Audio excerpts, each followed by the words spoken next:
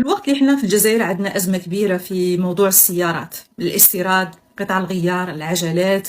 المغرب تتفوق تماما، رائدة في هذا المجال في شمال إفريقيا. مكاش دولة توصل للإنتاج تاعها. المغرب في 2024 أنتجت 550 ألف، أكثر من 550 ألف وحدة تاع سيارات في العام. حسب بعض التقارير تاع 2025 يقولوا بلي الانتاج في المملكه المغربيه تفوق على الانتاج تاع جنوب افريقيا، يعني اصبحت رائده مش برك في شمال افريقيا ولكن في افريقيا كلها حسب هذه التقارير. غادي نهضر لكم على النموذج تاع صناعه السيارات والعجلات في المغرب، ولماذا لم ينجح. حنا عندنا في الجزائر لماذا تاخر الى هذا الحد، وعلاش عندنا عقبات ومشاكل كثيره في هذا المجال، في حين انه المغرب ماهيش فقط تغطي السوق الداخليه ولكن ايضا تصدر الانتاج تاعها الى الاسواق الاوروبيه وحتى الاسواق الامريكيه. وشوفوا هذا الفيديو لاحد الجزائريين المقيمين في امريكا، واعتقد انه بالك كاين منكم اللي شافوه، الذي اشترى عجلات من امريكا في الاسواق الامريكيه واكتشف انه هي مصنوعه في المغرب. السلام عليكم خوتي، ديريكت هذه كندير الكاميرا باش تشوف بلاد تاع الناس وين حقت. شوف هذه دمونديت 4 ليكلو اونلاين، شوف ليكلو بيت هذا لو سبور موجود تاع سبور ليكلو يديروا 120 دولار الواحد، داروهم بروموسيون ولاو 70 دولار الواحد، دونك 4 افيك لي تاكس والتوصيل تاعهم وكلش تقاموا غير ب 350 دولار. 350 دولار تخدم نهار ونص تشري 4 ليكلو، والله يبارك لك رخاص قل.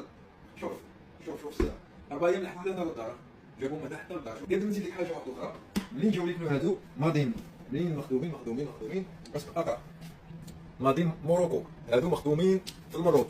ايماجين توا جاو من المروك. هي حاجة تفرح بزاف انك انت تكتشف وجود دولة في شمال افريقيا تتفوق في هذا المجال الجديد نسبيا في المنطقة، في حين انه دول واحدة اخرى تعاني حرفيا معاناة يعني تشوفها بين الناس، مشي فقط على مستوى الاقتصادي فقط. هو مشي من السهل انك انت تدخل الى الاسواق الامريكيه، لازم تكون عندك مقاييس وشروط واتفاقيات. طبعا هناك اتفاقيات اقتصاديه تبادل تجاري بين الولايات المتحده الامريكيه والمغرب، لكن المقاييس يجب ان تكون متوفره فيك عاد باش تقدر تبيع في اسواق كما السوق الامريكيه، لانه المنافسه اصلا عاليه جدا والمستوى عالي جدا باش انت تقدر تجيب دي كليون ولا تاتيري دي كليون جدد. نعاود نولي الى الموضوع تاع السيارات. هناك تقارير صحفيه تقول انه المغرب وصل الى 1,000,000 وحده من السيارات في 2025، بمعنى انه الانتاج تضاعف من 2024 الى 2025 حسب هذه التقارير. وديروا في بالكم بلي هناك اكثر من 250 شركه مورده ومصنعه تعمل في المجال تاع السيارات في المغرب، ومنها ماركات عالمية كما بورش. صناعة السيارات في المغرب أيضا لا تشمل فقط إنتاج السيارات ولكن تشمل المركبات الكاملة، قطع الغيار، الأسلاك الكهربائية، الكابلاج، المقاعد والقطع الميكانيكية وغيرها. نجول الآن لعجلات السيارات اللي احنا في الجزائر عندنا مشكل كبير معها، وحتى صارت أزمة كبيرة ولات الترند والناس خرجوا يعيطوا عاد باش الحكومة قررت أنه هي تستورد. طبعا انتاج العجلات تاع السيارات يدخل ضمن انتاج السيارات، كما قلت لكم ماشي يخدموا لي فواتور برك، بصح يخدموا القطع التي تشكل هذه السيارات وقطع الغيار الى غير ذلك، وتصدر هذه المنتوجات الى اكثر من 70 دوله في العالم. واغلبيه هذه الدول هي الدول الاوروبيه، يعني كاين تصدير الى امريكا مثلا لكنه تصدير محدود، ومع ذلك ممكن انك تلقى العجلات المنتجه في المغرب في اي سوق في امريكا. السؤال اللي يطرح نفسه، علاه نجحت المغرب ولماذا فشلت الجزائر في هذا المجال؟ نحضروا بالعقل والمنطق.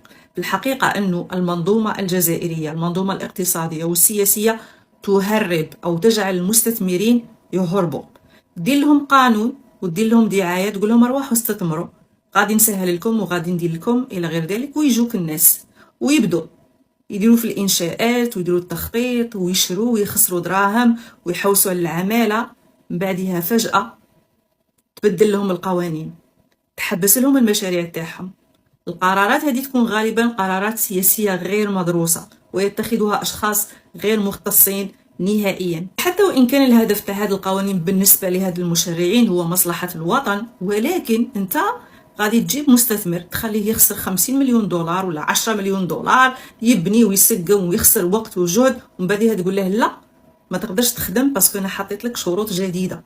وهذه الشروط تعقد له الموضوع او تبلع له المصنع تاعه، تبلع له المشروع تاعه. بعدها كي تعاود انت دير دعايه واحده اخرى للمستثمرين يقول لك لا، السمعه تاع الجزائر فيما يتعلق بالتعامل مع المستثمرين سيئه جدا، تعطيهم اغراءات ومن بعدها تدور عليهم. اغلبيه المشاريع تبدا ولكن لا تنطلق نهائيا في الانتاج تاعها لهذا السبب. واحيانا اغلاق المصانع يكون بقرارات سياسيه ماشي ميم با قوانين. وعندك تاني المشكل تاع سجن رجال الاعمال الجزائريين بروحهم اللي يدخلوا في صراعات قانونيه امام المحاكم مع ناس في السلطه ولا جنرالات تسمع قضايا حتى امام المحاكم الاوروبيه كما القضاء الفرنسي بشكل خاص بسبب هذه الفضائح. فهذا لا يشجع نهائيا انه نتايا تخلي هناك بيئه امنه للمستثمر باش يجي عندك، خاصه الماركات العالميه تاع السيارات، لانه الهدف تاعها هو ايجاد سوق جديده وايضا انه يربحوا، بصح انت غادي تخليهم يخسروا قبل ما يبدو ينتجوا. اضف الى كل هذه المشاكل انه انت في الجزائر ما عندكش منظومه صناعيه حقيقيه، ما كاينش ايكو سيستم، ما عندكش مئات الموردين المحليين، باسكو انت هذه الصناعه ما يديرهاش مصنع واحد، لازم لك موردين محليين بالمئات، لازم لك ايضا اللوجيستكس، لازم لك ايضا نسبه ادماج. انت عندك هذه المشاريع اللي اندارت في الجزائر بيان سور كاين المصنع تاع فيات تكون تركيب برك، وايضا نسبه الادماج اللي فيها اقل من 10%. ما تقدرش انت دير بناء لصناعه السيارات وقطع الغيار والعجلات بهذا الشكل. اعتقد انه المغرب نجحت لانه عندهم رؤيه اقتصاديه واضحه، عندهم انفتاح، وفروا سوق آمنة مستقرة للمستثمرين خاصة الماركات العالمية، وأيضا نسبة الإدماج، وهذه حاجة هما يركزوا عليها بزاف، عالية جدا، تصل إلى أكثر من 60% في أغلبية هذه المصانع. والمغرب يسعى إلى رفع هذه النسبة إلى 80% خلال السنوات القادمة. باغيين يديروا مصانع وين تكون مراحل الإنتاج محلية في المغرب وبأيادي مغربية. أيضا المزيد من التوطين للشبكات الموردين. احنا في الجزائر للأسف رانا بعاد بزاف، عندنا المصنع تاع فيات في وهران